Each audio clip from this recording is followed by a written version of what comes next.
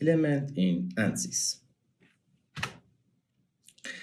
In this video, you learn why and how to define element according to your purpose of modeling, the ANSYS Element Library and element shape in ANSYS. ANSYS element families, defining, deleting, and modifying element type. Element for beam, column, brace, concrete, soil, bricks, rebar, and water model. Defining real constants and defining section for element beam.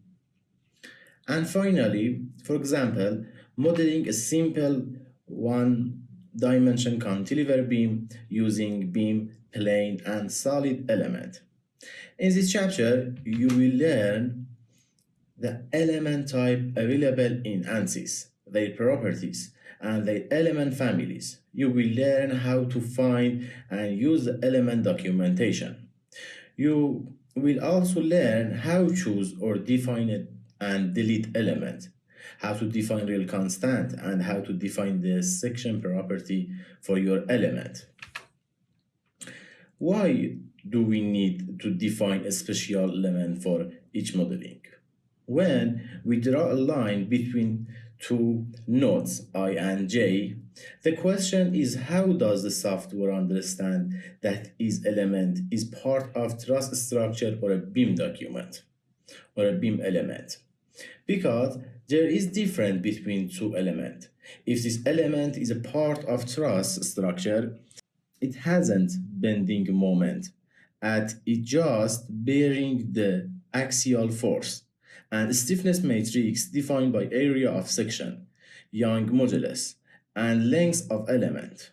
But if this element is a part of a beam, it is bearing a bending moment, and stiffness matrix defined by Young modulus, moment of inertia, and length of element. So, when define an element in ANSYS, we must select the best element according to our expected behavior.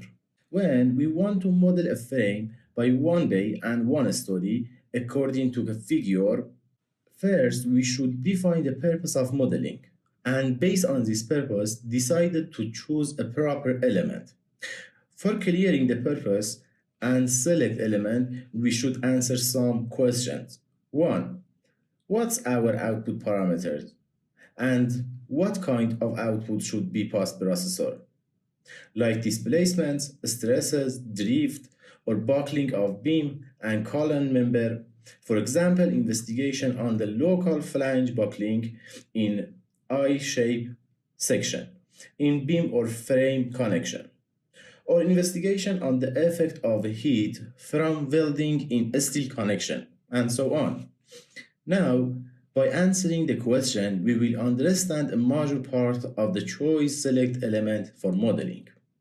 If only checking the drift and displacement and reaction force is considered, we can use the beam element. Of course, I will explain that. If our purpose of checking of connection and local buckling is section using the shell element in modeling. In addition to the member of 1 and 2, if the purpose of modeling investigation on weld line or flange connection in steel model, connection using solid or volume element.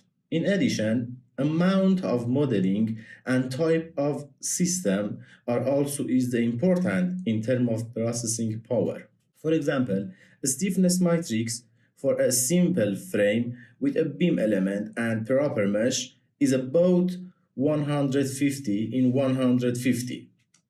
While in shell element method, the stiffness matrix for this frame is about 5,000 in 5,000, even more. And it is about 30,000 in 30,000 for using solid element method. That is increased time of required for analysis.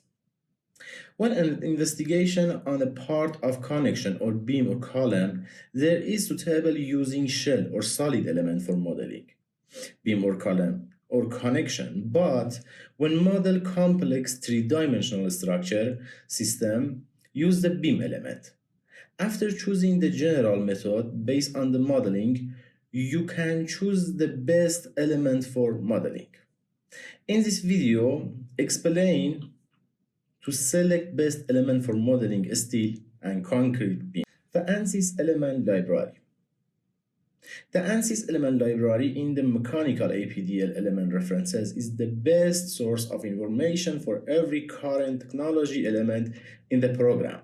You can access the program documentation from the Windows menu in the Start by clicking the Product Help button at the bottom of the Product Launcher, or by clicking the Help button in the graphical user interface. Element properties. Each ANSYS element has a number of properties including its name, characteristic and the generated shape, number of nodes, degrees of freedom, real constants, K options, material properties, and special feature. An overview of these features can be found in the input summary of each element of ANSYS Element Library. The input summary follows the element description and the element input data. Element name. Each element in ANSYS has a name followed by a number. The combination of name and number cannot exceed 8 characteristics. The name indicates the element family. Element family is a solid, shell, plane, fluid, and so on. The number is a unique identifier called the element routine number. For example, a plane 182 element is a number of plane element family, and its element routine number is 182. One element type are defined using the command line or input file. Only the routine number is required. The element family is optional. Element shape. There are 8 possible element shapes in ANSYS. Point for point element, line for lines element, triangle or quadrilaterals for area element, tetrahedrons, pyramids, prisms, or bricks for volume element.